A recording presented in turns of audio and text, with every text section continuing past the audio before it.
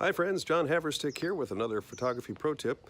Today we're talking about choosing and using your tripod.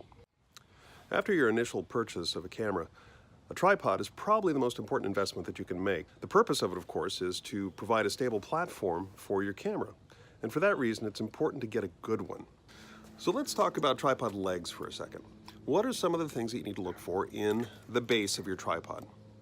Well, one of the first things that I look at is the locking mechanism for the leg extensions. For example, I love this lever lock setup on my Manfrotto tripod. It's positive, it's fast, a quick click, extend, lock, you're good to go. The only drawback to this setup that I see is that there's a little nut here that keeps tension on this lever, and that will loosen up with time. You do need to carry an 8mm hex wrench with you, because that will loosen up at the least opportune moment. You'll need to tighten it up to be able to use your tripod. So it does require a little bit of maintenance. The other common type of leg lock mechanism is a twist collar, like this one. You just a quarter turn, extend, quarter turn the other way, and it's locked. The only thing you have to remember, righty-tighty, lefty-loosey, it doesn't loosen up, it doesn't require maintenance like the lever lock system.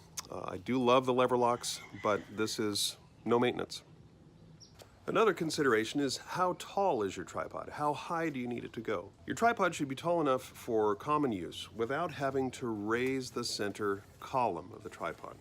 Your tripod is always most stable when the center column is all the way down. So you want to be sure that your tripod extends with just the leg extensions to the height that you need without having to raise the center column. Join me next time for more tips on how to use your tripod effectively.